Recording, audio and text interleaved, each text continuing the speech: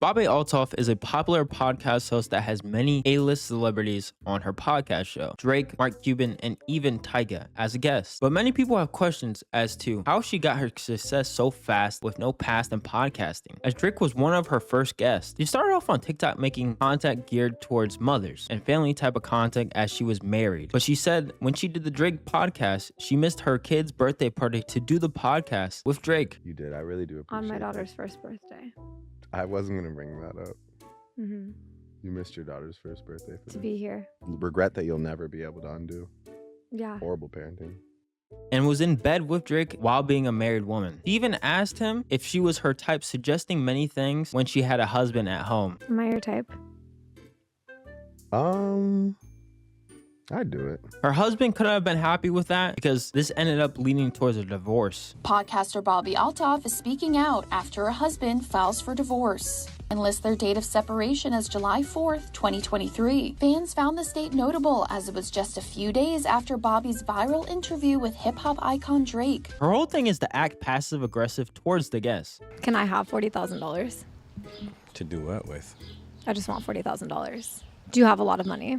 I feel like I have a fair amount that I work hard for. But, Yeah. You know? You know I paid $1,800 for us to do this here. Something that celebrities aren't really used to during interviews. But it gets to a point where it wears off and it just seems that she's insulting the guests, which leads to a case where she interviewed Offset and it ended like this. How does it feel to have a TikTok career? Great. Thank you for asking. How does it feel to have a music career? Great. Thank you for asking. You want to talk for me? Interview yourself. Thank you. Did you enjoy this interview?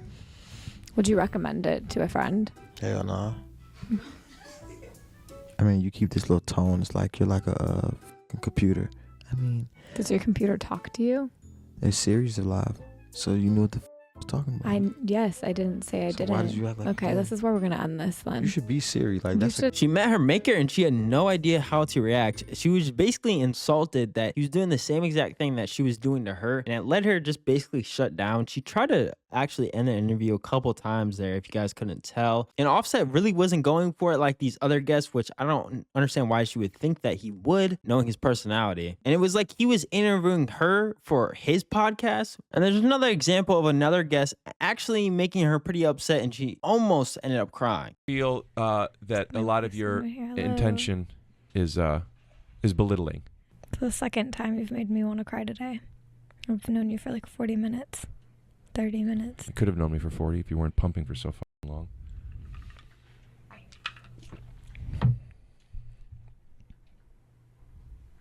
Do you want to talk about how my grandparents died? Is that some more questions that you have brought up? We're basically all the way caught up. We're gonna go back a little bit. Funny Marco actually was the one that initially blew her up. It was actually her first ever podcast where Funny Marco went on there. He was bigger than her. He was basically giving her a chance, make her way in the industry and have her own way, which she did. She blew up from this podcast, and it really only blew up because Funny Marco's name was in the title, basically giving her more traction. And it kind of was the fact that they were going to basically blow up a little bit together. Bobbi just overtook everything. And now she's really getting no views on anything at all. And she keeps on getting these interviews because she's really an industry plant. And in these interviews, basically the only thing that she's saying is that she's only doing this for the money. I didn't grow up with money. I am on a lifelong You want journey to money. get money. I love that I'm able to take care of my family. I love like Brand deals and making money on TikTok. You're Yes. still in your TikTok era. Yeah. I know you've changed eras since then. How did that work for you?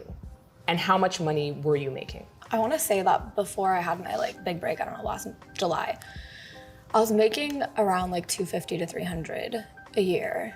1,000 Yeah.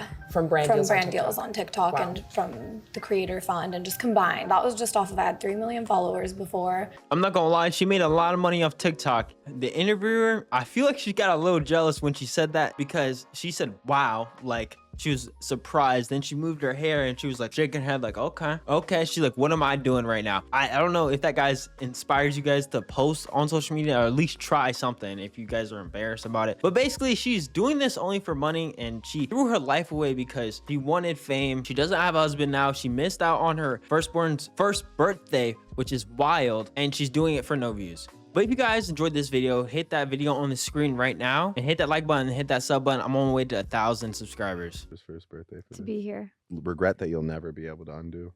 Yeah. Horrible parenting.